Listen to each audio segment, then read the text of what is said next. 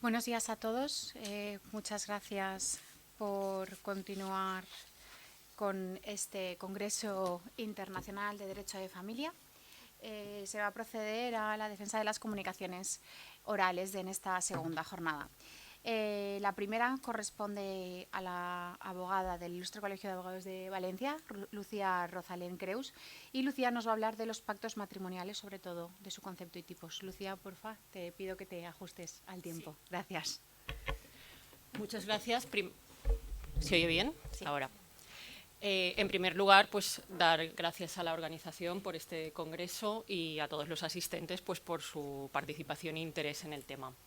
Y ya entrando en el tema y muy brevemente por cuestiones de tiempo, decir que bueno, los pactos matrimoniales es un tema que está de actualidad y es eminentemente práctico.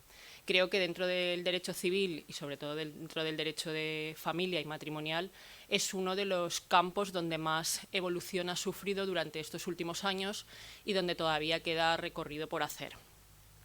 Cada vez más son los cónyuges o los futuros cónyuges los que se decantan por coger este instrumento que les facilita la autorregulación de sus relaciones personales y patrimoniales derivadas del matrimonio para, pues, como decimos, autonormarse y regular estos efectos. Es cierto que en España no existe una larga tradición y que pues, la creencia popular hasta hace unos años pues, creía que esto era cosa pues, como de Estados Unidos o como para famosos que querían preservar sus grandes fortunas, ¿no? Y como decimos, cada vez más son las parejas que se decantan. Son diversos los factores, pues por la incorporación de la mujer al trabajo, por las responsabilidades de los laborales que pueden afectar al régimen económico matrimonial, por familias reconstituidas, matrimonios tardíos. Son múltiples los factores que han hecho que estos tipos de pactos hayan proliferado aquí en España. No todos tienen el mismo tratamiento ni todos están regulados de la misma forma aquí, por lo menos en derecho común. Los pactos, como ahora veremos, engloban tanto capitulaciones matrimoniales, otros pactos por razón del matrimonio, pactos prematrimoniales en previsión de una futura crisis matrimonial, el convenio regulador y el convenio no homologado judicialmente. Como vemos, no todas las figuras están desarrolladas en el Código Civil o en nuestro ordenamiento jurídico de la misma forma. Veremos que los pactos prematrimoniales son los grandes olvidados y el convenio regulador, pues diríamos que está en el polo opuesto y es de los que más está normado y fijadas sus efectos, su contenido, etcétera. Muy brevemente, antes de entrar en cada uno de los tipos, decir pues, que el derecho de familia, pese a esta evolución, siguen habiendo normas que son imperativas. Hay parcelas en las que está vetada la autonomía de la voluntad, pues como es las formas del matrimonio, las consecuencias del mismo, la disolución, etcétera. Entonces hay que conjugar este jus cogens con la autonomía de la voluntad. Encarna Roca Trías pues lo explica muy bien haciendo referencia a relaciones verticales y relaciones horizontales, es decir, horizontales entre cónyuges, pues está mucho más permitido, verticales, por ejemplo, con hijos, con menores de edad, están pues más restrictivas. Y ya entrando en lo que es el concepto en sentido amplio de un pacto patrimonial, podemos decir que son aquellos acuerdos por los cuales los futuros contrayentes o los que ya se han unido en matrimonio, o incluso las parejas de hecho, pero bueno, excede del tema correspondiente, otorgan pues un documento para autorregular las relaciones derivadas tanto de su matrimonio como de la futura crisis y ruptura de este mismo. Pueden abarcar diversos tipos: régimen económico, reglas para su liquidación, relaciones con sus hijos, fijar reglas de convivencia, derechos sucesorios, como son la promesa de mejorar y no mejorar, etc. Son muchísimos los campos que puede abarcar estos pactos matrimoniales. Y muy brevemente voy a entrar en cada uno de ellos sin excederme porque no me da tiempo, simplemente señalar las diferencias que caracteriza a cada uno de ellos y cuáles son pues eso, las diferencias que hacen que exista un tipo u otro. En primer lugar, nos encontramos con las capitulaciones matrimoniales, que el artículo 1325, sin darnos un verdadero concepto de las mismas, sí que nos da una pincelada de su contenido diciendo que pues por capitulaciones matrimoniales se puede establecer, modificar o sustituir el régimen económico matrimonial, y deja la puerta abierta diciendo y otras disposiciones por carácter del mismo, por razón de este matrimonio. Decir que las capitulaciones matrimoniales, desde su redacción originaria, el Código Civil siempre las ha tenido en cuenta, siempre las ha normado, lo que han ido evolucionando. Hay dos grandes reformas, la del año 75 y la del año 81, donde han ido ampliando, así como al principio no se podían ni modificar ni establecer una vez celebrado ya el matrimonio, pues en el 75 esto ya se quita, después la licencia matrimonial se va hacia la mujer, también se quita con la igualdad de la Constitución a partir del año 81. Brevemente, otros pactos matrimoniales, pues enlazando con lo que decía el artículo, que deja a la puerta abierta a otras disposiciones por razón de matrimonio. Bien es cierto que últimamente la gente, cuando va al notario a hacer capitulaciones matrimoniales, pues no solo aprovecha y no solo hace referencia al régimen económico matrimonial, sino que aprovecha el instrumento capitular para poner otras disposiciones, tanto bien reglas de convivencia, reglas con sus hijos o incluso reglas para una futura crisis matrimonial, que sería el tercer apartado, el de los pactos prematrimoniales. Estos acuerdos, insisto, se pueden introducir en la propia escritura, en el instrumento capitular, pero no es necesario. Podrían perfectamente ser válidos mediante un contrato privado entre los cónyuges. Pasando a los pactos matrimoniales, decir que son aquellos que autorregulan los efectos de una futura crisis matrimonial. Independientemente de que se otorguen antes o después de celebrar el matrimonio, pese a su nombre, lo que los caracteriza es que siempre son otorgados antes de que surja esta crisis matrimonial, que será lo que los diferencia del convenio regulador. Digamos que están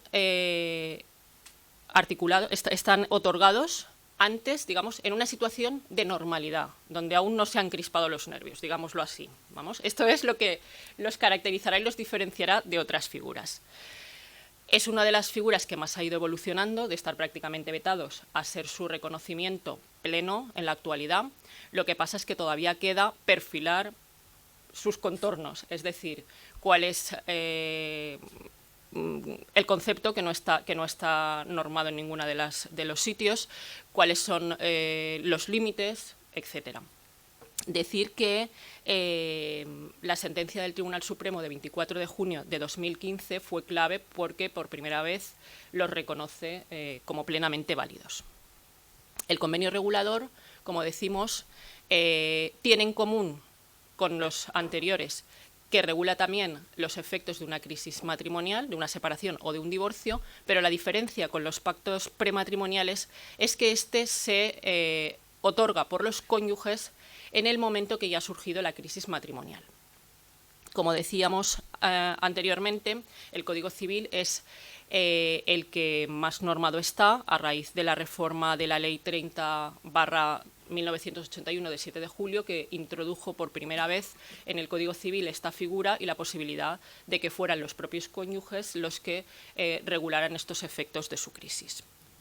Hoy en día tenemos que tener en cuenta que es exigido para cualquier procedimiento de mutuo acuerdo o de uno con el consentimiento del otro, tanto en sede judicial como a partir de la promulgación de la nueva ley de jurisdicción voluntaria, cuando no existen hijos menores de edad o con la capacidad modificada judicialmente ante el letrado de la Administración de Justicia o incluso notarialmente.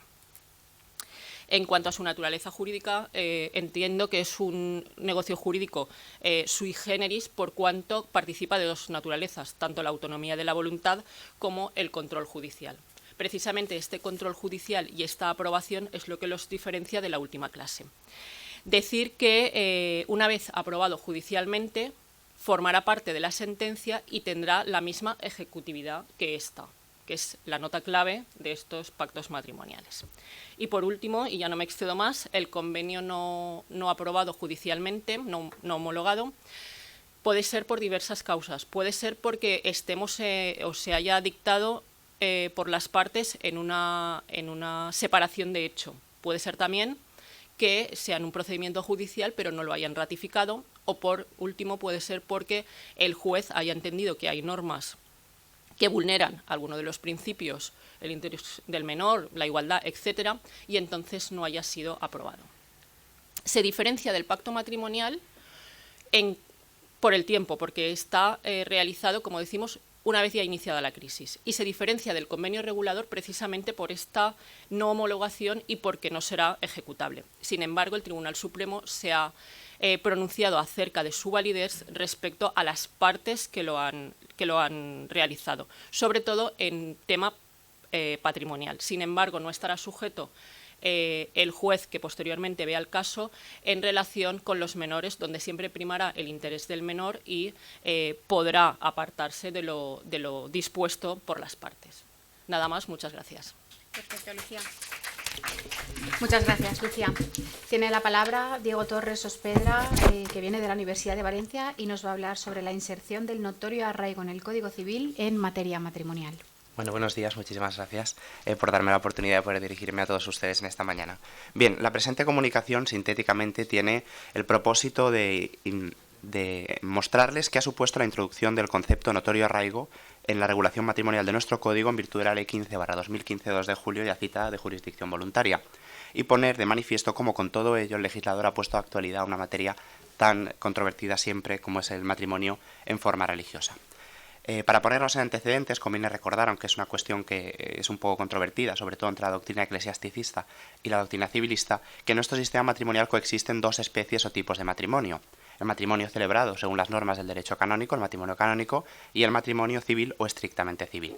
En palabras del profesor Alaguna, coexisten en nuestro ordenamiento dos especies de matrimonio con autonomía legislativa y jurisdiccional. Con eso se resume perfectamente el sistema matrimonial español, a mi juicio. Cabe la posibilidad, como todos conocen, de manifestar el consentimiento en forma religiosa. Si bien estos matrimonios en forma religiosa acaban siendo, pues las formalidades que son exigidas son las mismas que para el matrimonio civil, en palabras de la profesora Almos Ortega, como un matrimonio civil con ropaje religioso frente a un matrimonio estrictamente civil o un matrimonio laico, en palabras de la misma autora. Bien, en materia de matrimonio religioso, el último hito que podemos reseñar es la Ley de la Jurisdicción Voluntaria, que trajo en materia de matrimonio en forma religiosa importantes cambios.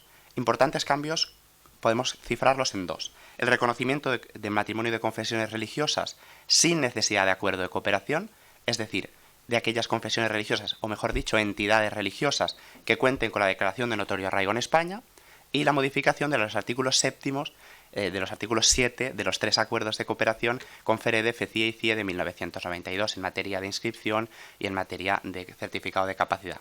Bien, para lograr el primero de los objetivos, que es la ampliación de las formas de matrimonio religioso en España, el legislador lo que ha hecho es hacer uso de la vía unilateral, de la segunda vía del artículo 59, es decir, desarrollar una previsión del Código y por tanto modificar el artículo 60.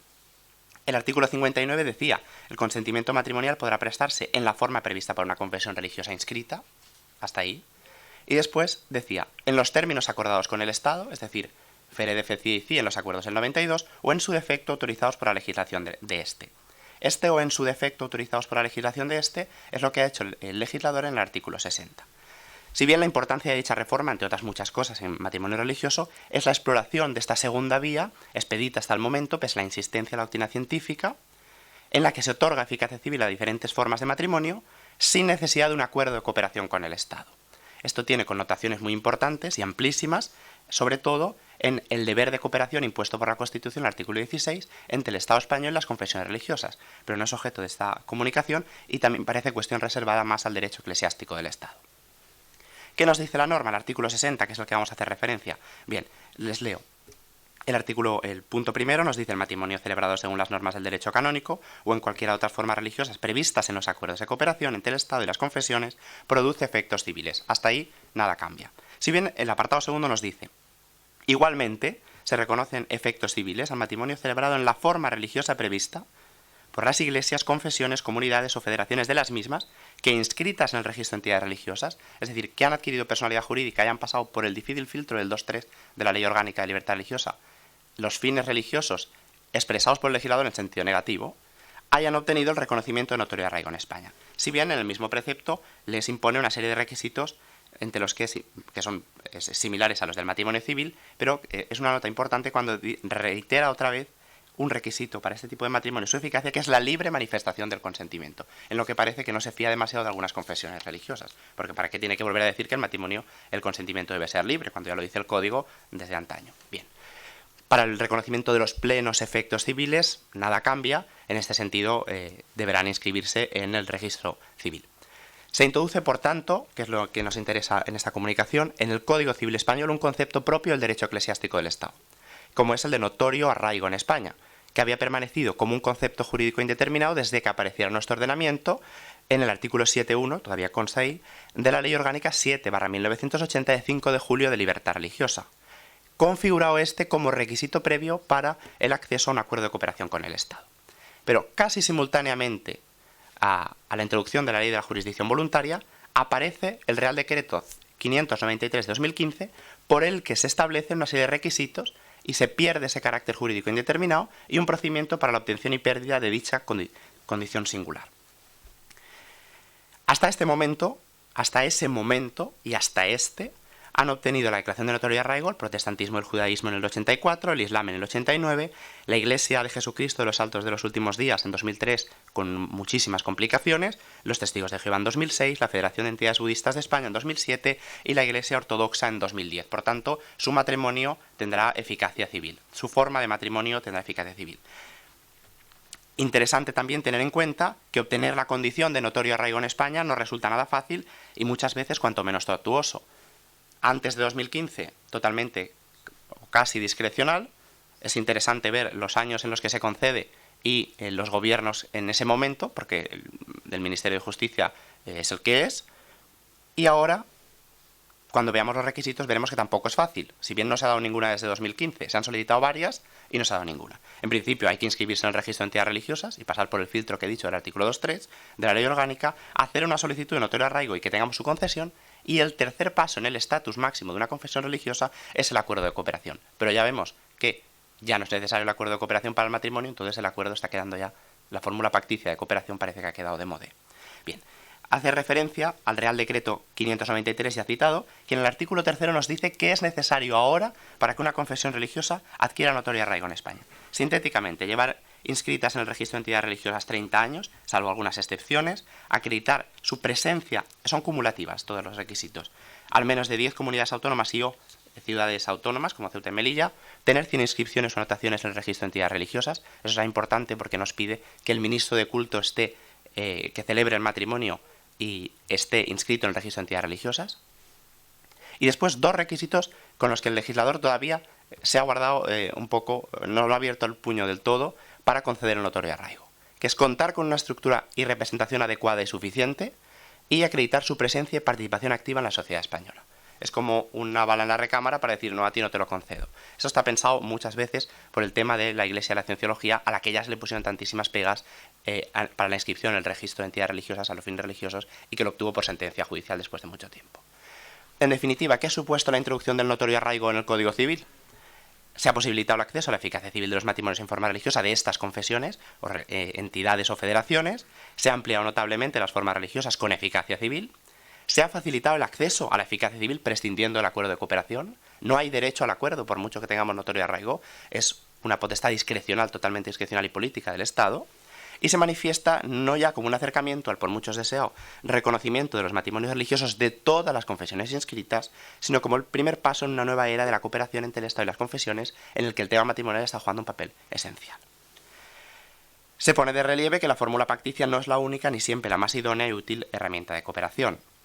En mi opinión, dan carta de naturaleza a un sistema cercano al automatismo porque hemos visto que el Real Decreto pues es un poco ambiguo en algunos términos, con menor margen de actuación para el Estado, porque antes la tenía toda, con el que con total seguridad las formas de matrimonio irán ampliándose en el futuro. Sí que parece que en la Comisión Asesora de Libertad Religiosa pronto se debatirá la solicitud de la comunidad bahá'í de España, que dice que tiene notorio arraigo y no hay nada que obste, según todo esto, para que lo obtenga. Por tanto, podemos vernos ante una nueva forma de matrimonio religioso. En conclusión, y yo creo que ya voy bien de tiempo, la reforma que ahora analizamos con la perspectiva del tiempo, porque es 2015, pese a que entra en vigor en el 2017 algunos términos de la ley, a mi juicio responde a las necesidades de nuestra sociedad pluralista y multirreligiosa y a las reiteradas denuncias de la doctrina científica. A mi juicio también, pese a ser considerada por algunos como bien intencionada pero insuficiente, yo entiendo que conjuga acertadamente un binomio esencial para los que estudiamos derecho eclesiástico del Estado, como es el de la autonomía de las confesiones, que está dando problemas interpretativos en el seno de la Comisión Asesora, y el papel tuitivo del Estado garante de los derechos y libertades de todos en una materia como el matrimonio. constituye, a mi juicio también, porque esto no es doctrina común, una aparente facilitación más formal que de fondo, porque de fondo no es tan fácil adquirir la condición de notorio arraigo, y parece que se ha hecho el Real Decreto para abrir la mano, pero parece más una cláusula de cierre, porque nadie, desde 2015 aquí, la ha ganado ni la tiene, ya que la obtención de la declaración en sede administrativa, porque ahora sí que el control jurisdiccional va a ser más importante, porque ya hay unos requisitos objetivos que tiene que evaluar la administración, está sujeta a una comprobación, algunos de requisitos, algunos de ellos un poco concretos. Bien, así las cosas. Estos cambios introducidos parecen no haber sido asimilados por todos los operadores jurídicos, no son de público conocimiento, por lo que se hace necesario el estudio de los mismos, así como la incidencia práctica que están suscitando, especialmente para los operadores y encargados de los registros civiles, donde tantas y tan variadas situaciones y supuestos se nos comentan, se están sucediendo, en los que aún son los primeros pasos de esta realidad legal. Muchas gracias. Muchas gracias, Diego. Si les parece, vamos a seguir con las comunicaciones y luego procederemos al debate o a todas las dudas que puedan tener. Por favor, Javier y Francisca, ¿podéis subir?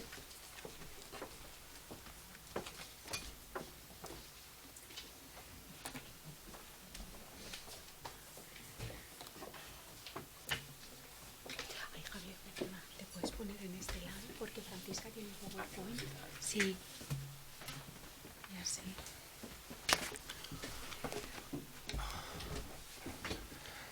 Continuamos con Javier Nanclares Valle, que viene de la Universidad de Navarra. Y Javier nos va a hablar de la vigente regulación de las parejas estables en el derecho civil navarro. De nuevo en la senda de la inconstitucionalidad. Javier, como quieras. Bien, muchas gracias ante todo por aceptar la comunicación y por poder exponerla hoy ante todos ustedes.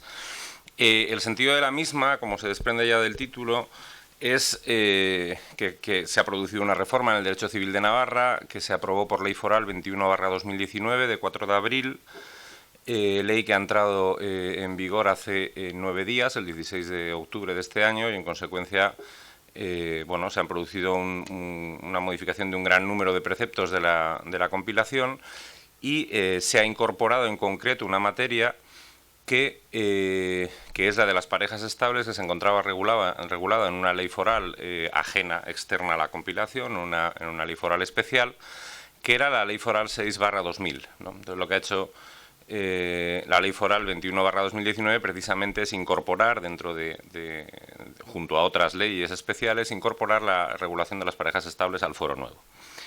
Bien, esta ley foral /2000 se ha trasladado ahora dentro del fuero a las leyes 106 a 113. Y hablo de leyes porque, por una cuestión de tributo a la tradición jurídica navarra, la compilación navarra no se divide en artículos, sino que se divide en leyes, ¿no? Entonces, por eso la referencia será a leyes. Como digo, la ley foral 6/2000 hizo que Navarra fuera la tercera comunidad autónoma en regular la materia, en regular esta forma de organización familiar, que son la convivencia extramatrimonial, las parejas estables. Fue la primera en regular la adopción entre personas del mismo sexo y dispuso un régimen jurídico basado en el principio de no discriminación por razón de grupo familiar y en una equiparación aparentemente completa entre las parejas estables y los matrimonios, de forma que dentro del derecho navarro, donde dijese cónyuges, había que entender también los integrantes de la pareja estable. La ley foral estableció una serie de derechos, derechos sucesorios, posibilidad de adopción conjunta, un régimen fiscal particular, un régimen de función pública y además estableció también unas consecuencias jurídicas que venían se aplicaban a la convivencia y también a la ruptura de la convivencia, es decir, un régimen jurídico que venía a regular la convivencia en pareja y los efectos derivados de su ruptura. Bien, esta ley foral fue objeto de recurso en septiembre del año 2000, que finalmente fue resuelto por el Tribunal Constitucional, no sin demasiadas prisas, desde luego, el 23 de abril del año 2013, o sea, casi 13 años después, se dictó la sentencia 93/2013 de 23 de abril, en la que se declaró parcialmente la inconstitucionalidad de la ley foral. Fue dentro de esa batería de sentencias que afectaron también a Valencia, a la Comunidad de Madrid y a Navarra, aunque por razones distintas. Porque en el caso de Navarra no se planteó una cuestión competencial, se reconocía que Navarra tenía competencia para regular en su derecho civil propio las parejas estables, y además entendía también que no se vulneraba el 149.1.8 en relación a la invasión de la competencia del Estado en materia matrimonial, pero sí que se consideró en la sentencia, y este fue el motivo por el que se derogó buena parte de su contenido, prácticamente todo su contenido, bueno, casi sí, en realidad, hubo un vaciamiento normativo,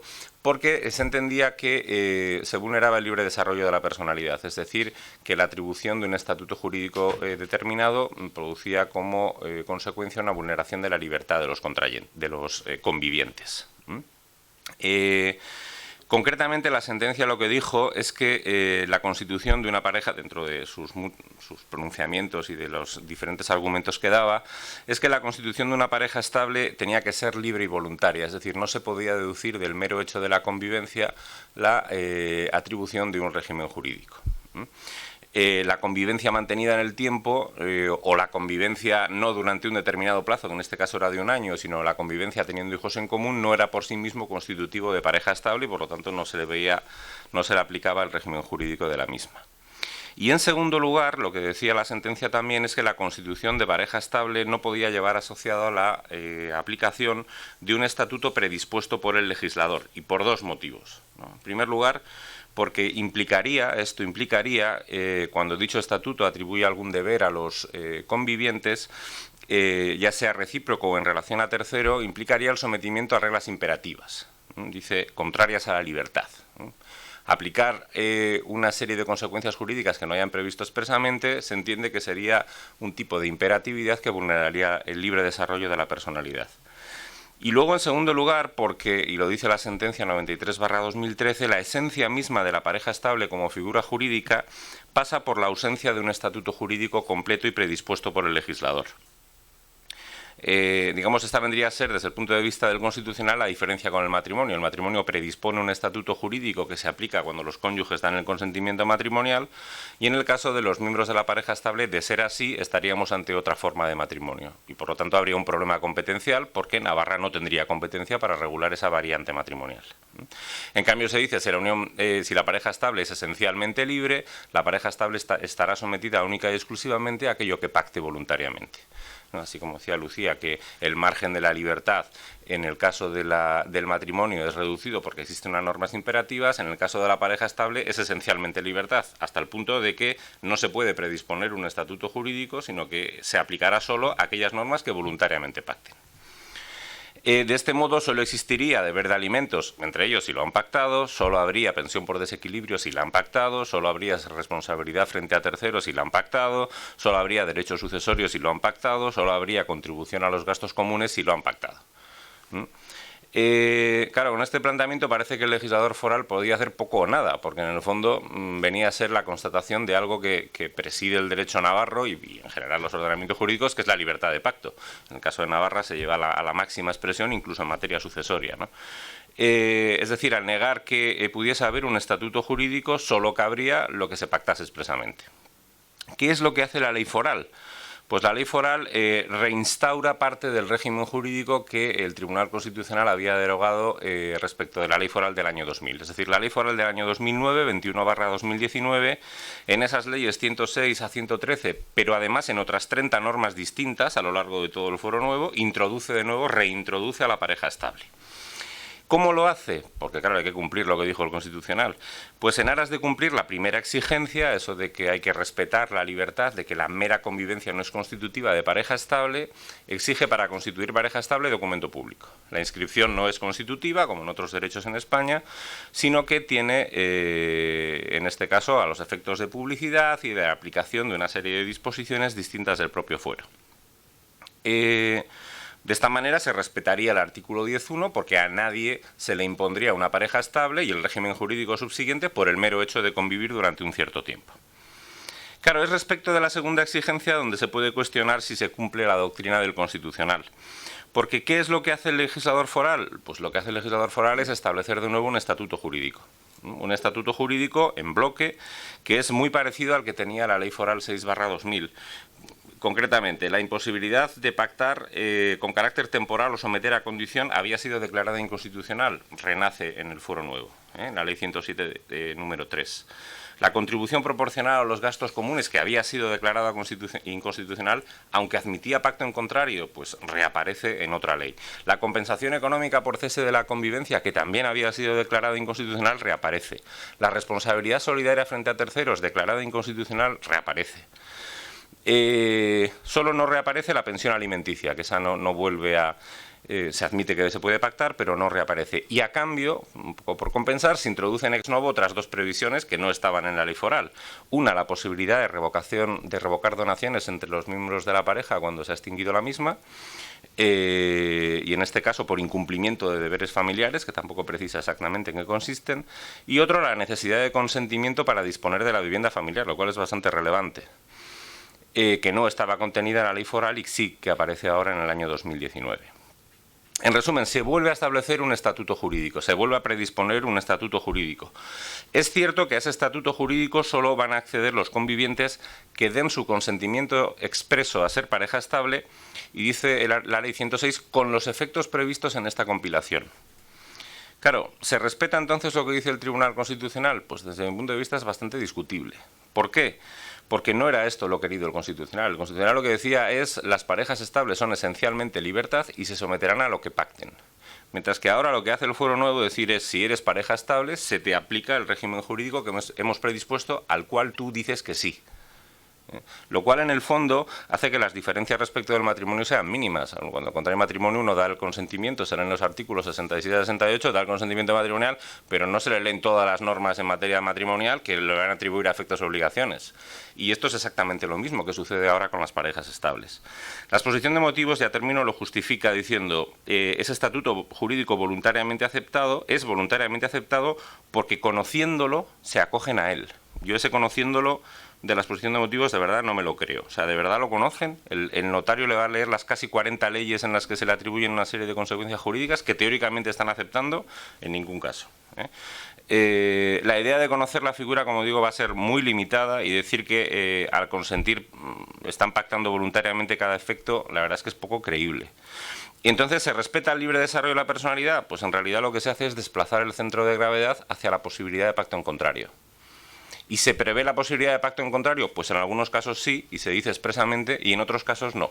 Por ejemplo, en materia de responsabilidad solidaria frente a terceros, y por ejemplo en materia de compensación económica por trabajo para la familia, que vienen a ser como una especie de estatuto jurídico imperativo. Con lo cual volvemos a plantear otra vez el mismo problema que había dado lugar a la sentencia del Constitucional. Y volvemos otra vez posiblemente a incurrir en inconstitucionalidad. Veremos qué es lo que se dice, porque respecto del País Vasco, que tiene una norma parecida, desde el año 2015 no se ha dicho nada al respecto. Muchas gracias. Muchísimas gracias, Javier.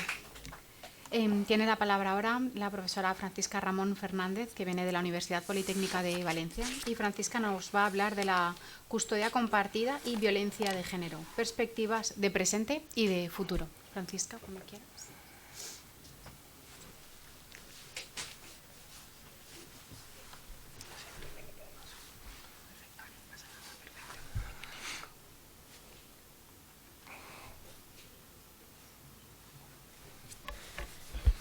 Hola, buenos días. Muchísimas gracias por la presentación a la profesora Morera.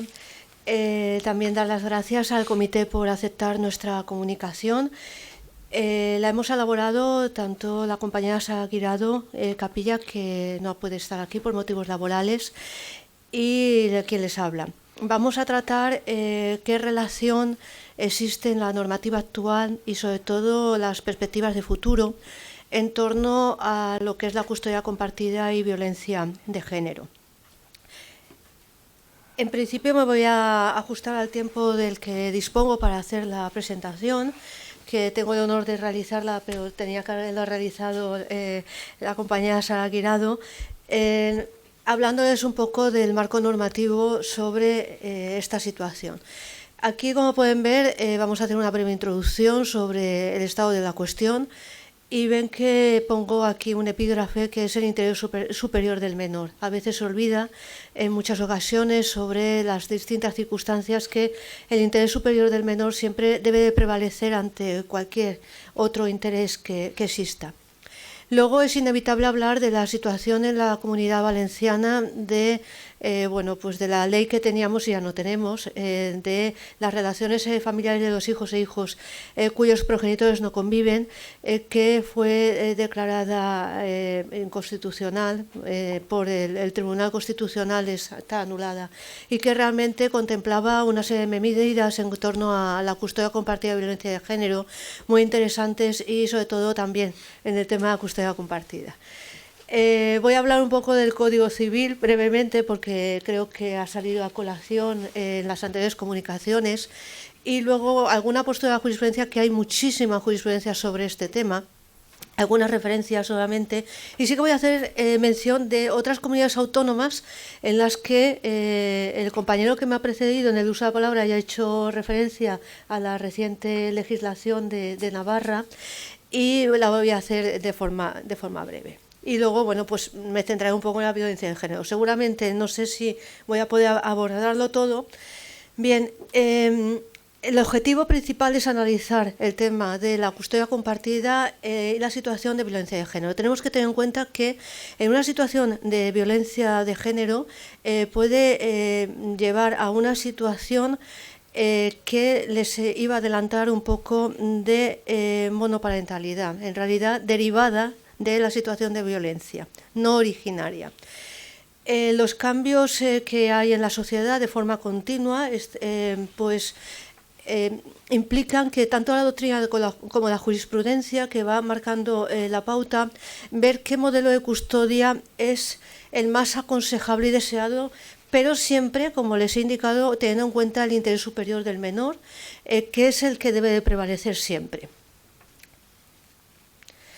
Bien, este interés superior, mencionar la Declaración de los Derechos del Niño del año 2000, dice: el menor debe gozar del derecho de que su interés vaya siempre con preferencia, y a veces esto no se tiene del todo en cuenta o no se contempla de una forma adecuada.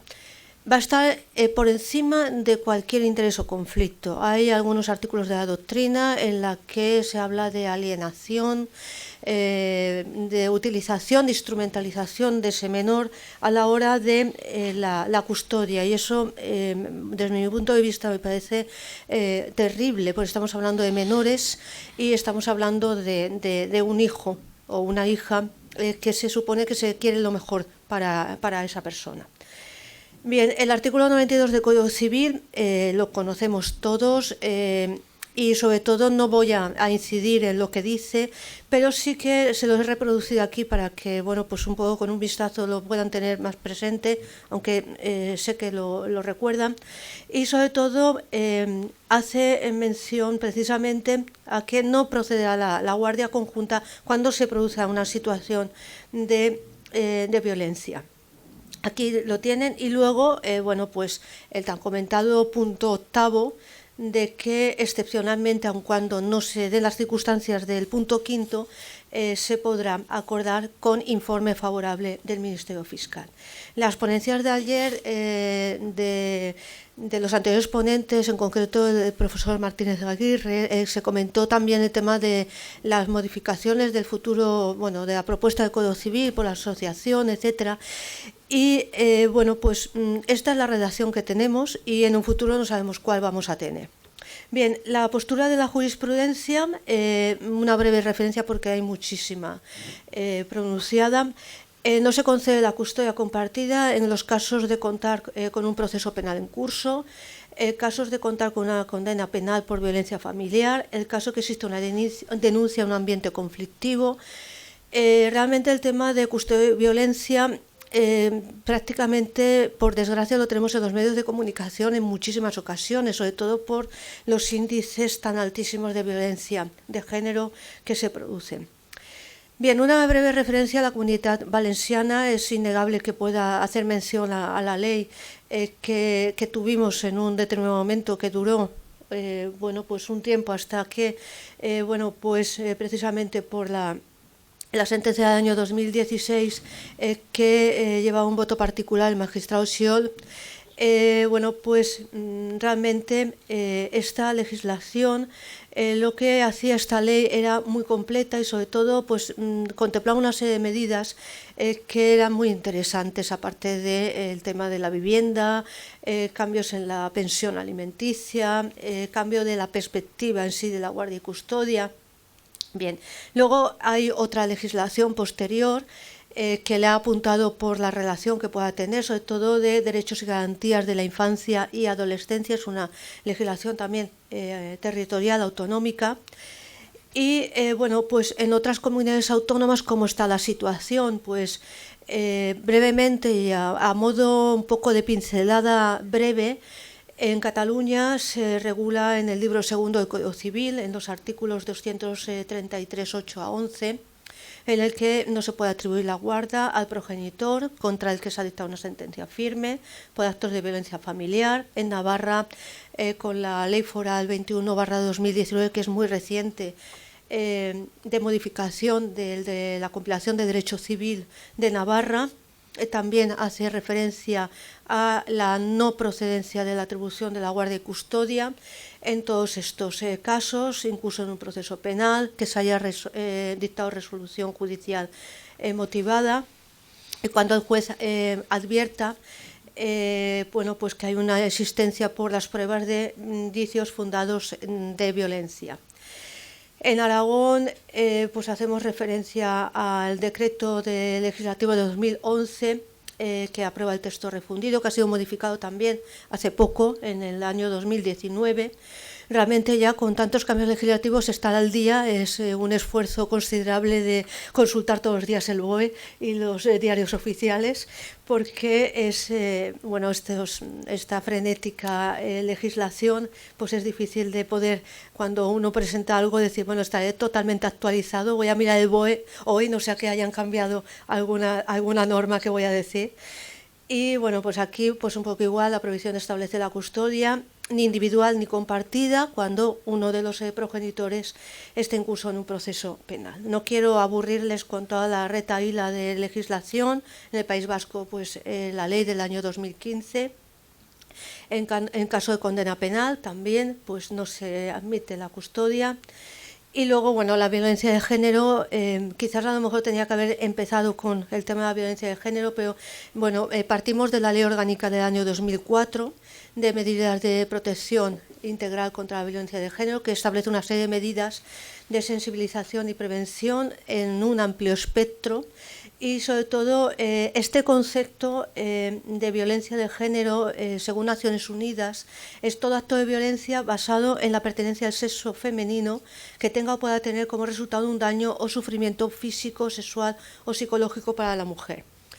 Pero como les he adelantado al principio de la exposición, cuando estamos hablando de custodia y violencia de género, aparte de que hay normas también complementarias, por ejemplo, la Ley Orgánica 2007 sobre igualdad efectiva de hombres y mujeres, Real Decreto Ley del 2018 y otra ley también bastante reciente de 2019 de mejora de la situación de orfandad.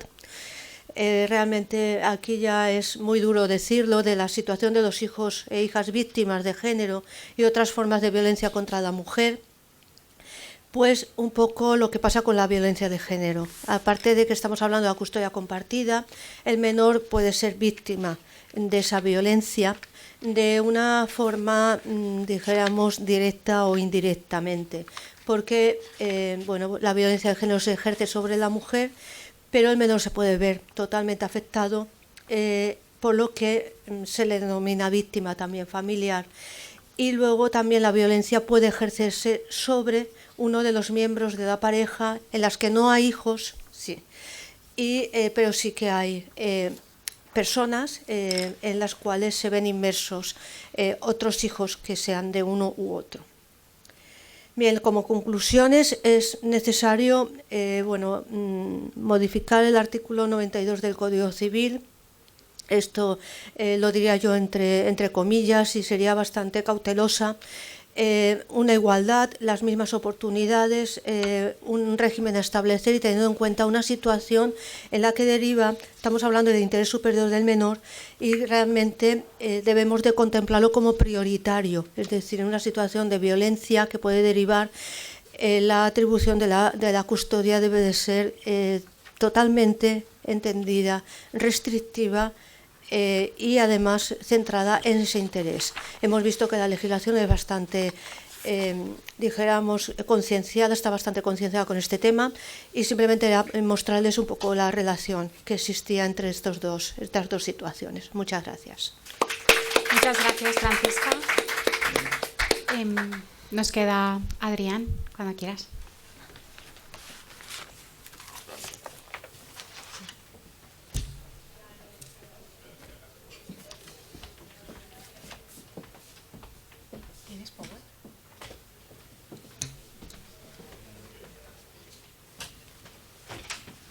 Pues procedemos a la última comunicación antes de empezar con el debate y con las preguntas.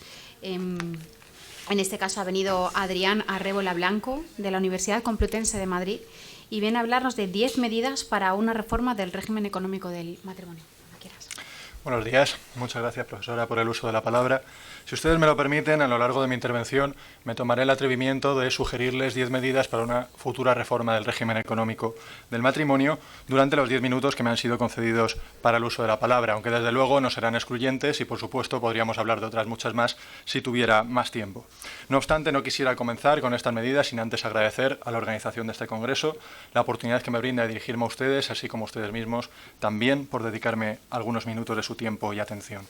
Bien, la primera de las medidas que me gustaría sugerirles quizás sea la que tenga menores probabilidades de que ustedes la compartan conmigo, debido al alto componente subjetivo que reviste la sustitución de la sociedad de gananciales por el régimen de participación en las ganancias en su hegemónica condición de régimen económico matrimonial supletorio de primer grado. Frente a esta opinión, soy consciente de que se han dicho especialmente dos cosas. Que el régimen de participación en las ganancias constituye un régimen económico matrimonial apegado a la mentalidad alemana y que tal vez no encajaría en la sociedad española por falta de tradición jurídica, aunque tampoco la tenía previamente en Alemania, en Grecia, en Suiza, en Austria, en Quebec, en Reino Unido o en algunos estados de los Estados Unidos. Y también que el régimen de participación en las ganancias dispone de una liquidación muy complicada, como si no fuera complicada ya la liquidación de la sociedad de gananciales, con sus reglas para la determinación del activo y pasivo, administración y disposición y, por supuesto, las aplicables a la propia liquidación. Estas dificultades, en realidad, pienso que apenas se superarían con un mayor respaldo por parte del notariado con respecto a la falta de tradición jurídica del régimen de participación en las ganancias y una adaptación jurisprudencial de determinadas reglas de la sociedad de gananciales a la naturaleza particular de este régimen económico del matrimonio. La segunda medida tendría que ver con los efectos que produciría la separación de hechos sobre la potestad doméstica, pues a día de hoy, en efecto de una norma que siente lo contrario, como acontece en el derecho alemán, no puede decirse que el cese de la convivencia determina automáticamente el cese de la posibilidad de vincular los bienes del consorte en el ejercicio de la potestad doméstica. La tercera medida, e inevitable, ante la realidad que en algunas ocasiones se ha manifestado ya ante nuestros jueces y tribunales, no puede ser sino la de reconocer un régimen jurídico específico a los pactos celebrados en previsión de una ruptura matrimonial, bien sea en capitulaciones matrimoniales o fuera de ellas, según el criterio de política legislativa que se desee en opinión de cada cual. Por ahora, aunque pueden estimarse válidos, existe cierta resistencia a reconocer como tal la renuncia previa a determinados derechos de índole familiar como es el de la prestación compensatoria, y por tanto la adopción de un criterio concreto a nivel legislativo contribuiría notablemente a nuestra seguridad jurídica. La cuarta medida iría dirigida a esclarecer la titularidad de los bienes de valor ordinario y uso familiar como son los adquiridos en el marco de la potestad doméstica y sufragados, por tanto, a cargo de ambos cónyuges como corolario de su condición de carga del matrimonio. En la sociedad de gananciales esto no plantearía ninguna duda con respecto a la titularidad de tales bienes cuando tenga naturaleza ganancial tanto la contraprestación completa o el primer desembolso efectuado en caso de adquisición con precio aplazado y en defecto de prueba en contrario se presuman gananciales.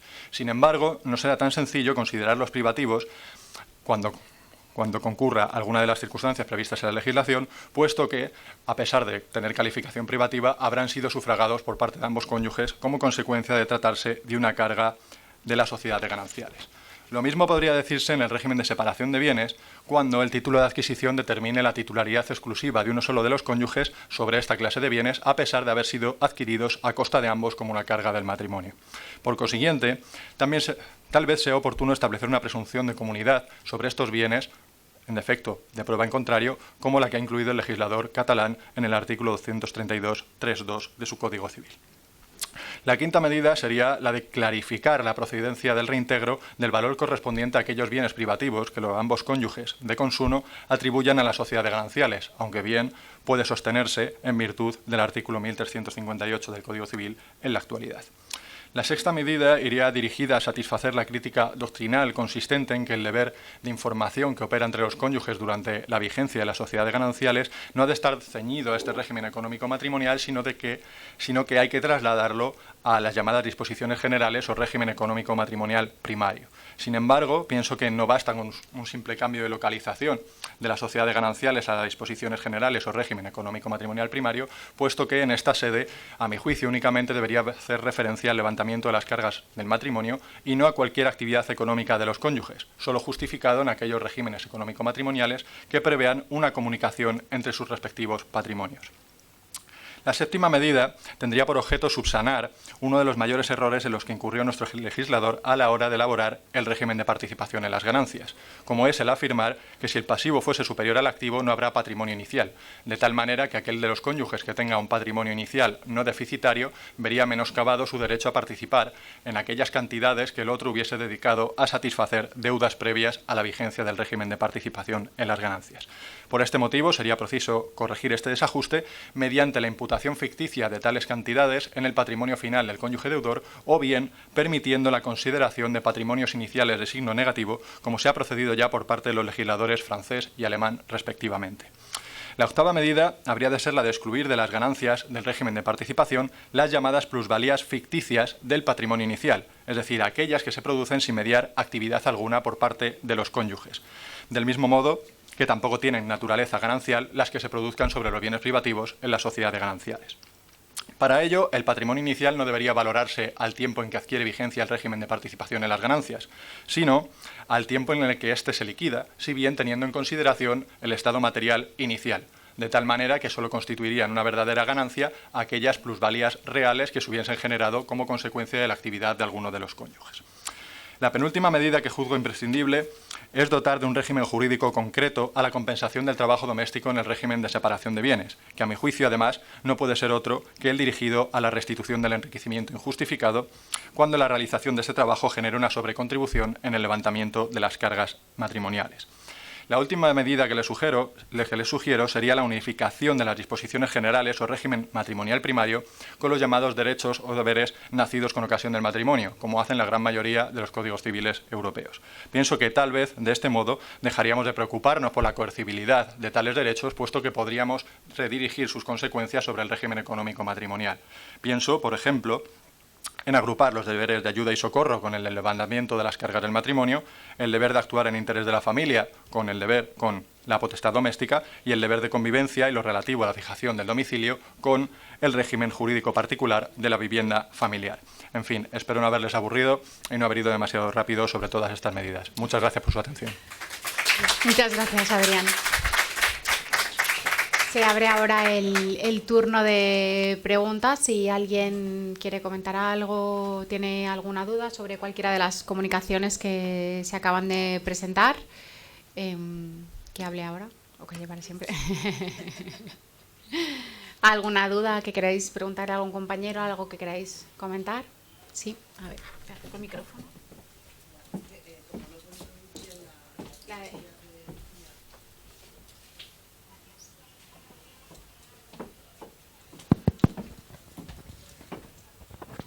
Buenos días. Como no he podido oír bien tu ponencia porque estaba fuera, sí que me ha parecido entender que cuando tú estabas hablando de los pactos prematrimoniales, que incluso valían el documento privado. Y creo que estaba amparado en una sentencia del Supremo relativa. ¿Me lo podrías aclarar? A ver, los pactos los pactos que tengan por objeto lo que es el contenido típico de las capitulaciones matrimoniales, como es el establecimiento, modificación o sustitución del régimen económico matrimonial, estos siempre tienen que estar por escritura pública. El resto de pactos matrimoniales, bien de convivencia o bien para regular una futura crisis matrimonial, no es necesario el documento público. Se puede hacer por documento privado, tendrán la misma validez y eficacia. Entre partes, seguro, y respecto de terceros, no, porque no tendrán esa escritura y no tendrán acceso al registro civil o mercantil en su caso. Entre partes siguen siendo igual de válidos y eficaces las relaciones, como digo, personales y patrimoniales. No sé si me has preguntado algo más. La sentencia del Supremo que he hecho referencia es la de 2014, donde dice o reconoce por primera vez la validez de estos pactos prematrimoniales en previsión de una ruptura matrimonial, dado que el derecho común no les solamente deja la puerta abierta, pero sin nombrarlos específicamente y sin darles esa validez normativa. Nada. ¿Alguna duda más? ¿Algo que alguien más quiera comentar? Es que no veo ahora, en fin, gracias por las comunicaciones, la comunicación sobre violencia de género y custodia compartida. Francisca. Francisca, está muchísimas por ahí. gracias. A todos los comunicantes, aunque he llegado tarde, me hubiera gustado escuchar las comunicaciones, perdón. Pero gracias por tu comunicación, que me ha gustado mucho, y he aprendido cosas, pero sin ser experta en el tema de violencia de género, por lo que he entendido, hay distinta regulación a la hora de atribuir la custodia, y en ocasiones, bueno, el Código Civil tiene la suya y las distintas comunidades autónomas, no se permite la atribución de la custodia cuando, por lo que he entendido, en ocasiones cuando hay sentencia condenatoria, otras veces cuando se esté incurso en un proceso penal, ¿no? O cuando existan indicios graves. Es decir, hay disparidad a la hora de prohibir esta atribución de la custodia, porque no es lo mismo que exista sentencia o que se esté incurso o que existan indicios graves. Por eso, si se reformara el artículo 92 en este punto, me gustaría saber su opinión de cuál sería, de estas tres posibilidades que yo he detectado, cuál sería, o sea, ahora mismo tenemos la del 92.7, pero cuál sería la mejor para usted. Sí. Muchas gracias por su apreciación. Difícil contestación. Me pone en una situación, y sobre todo porque aquí tengo a dos maestros civilistas catedráticos que saben muchísimo más del tema. Realmente yo le voy a contestar de una forma, digamos, lo más objetiva posible. En tema de custodia, cuando se habla de violencia de género, realmente somos muy sensibles a esa situación, porque a mí realmente me duele cada vez que se escucha en los medios de comunicación un atentado contra la vida de una persona, y sobre todo la situación en la que queda el hijo, es decir, el hijo o fallece también o se queda en una situación de orfandad. Realmente yo contemplaría, teniendo en cuenta el interés superior del hijo siempre, teniendo en cuenta cada situación en concreto, no dando una situación general. Es verdad que pues una persona que está incurso en un proceso, no sabemos el resultado del proceso, en realidad, claro. Entonces, ahí es difícil de decir, bueno, si está incurso en un proceso, la negación de la custodia. Es que, claro, si resulta inocente, realmente es una situación que debemos de pensar. Entonces yo le voy a contestar de una forma salomónica, que es teniendo en cuenta siempre el interés superior del menor, teniendo en cuenta las circunstancias y, bueno, si se tuviese una forma muy clara que realmente esa custodia compartida no es conveniente no otorgarla, pero en el caso de que sí que lo fuera, se debía de conceder, siempre que sea lo mejor para el hijo o la hija. Entonces, creo que no he contestado a lo mejor lo que quería escuchar, pero es muy difícil contestar a algo que realmente objetivamente y subjetivamente van, digamos, unidos. En este caso, es verdad que la normativa es dispar y no es una uniformidad. Vale, bueno, gracias. Bueno, muchas gracias. Si les parece, lo dejamos aquí, salvo que alguien tenga una última pregunta muy rápida y así damos comienzo a la siguiente mesa. ¿Alguien alguna pregunta rápida? ¿No? Perfecto, pues damos por concluidas estas comunicaciones y damos paso a la siguiente mesa redonda. Gracias.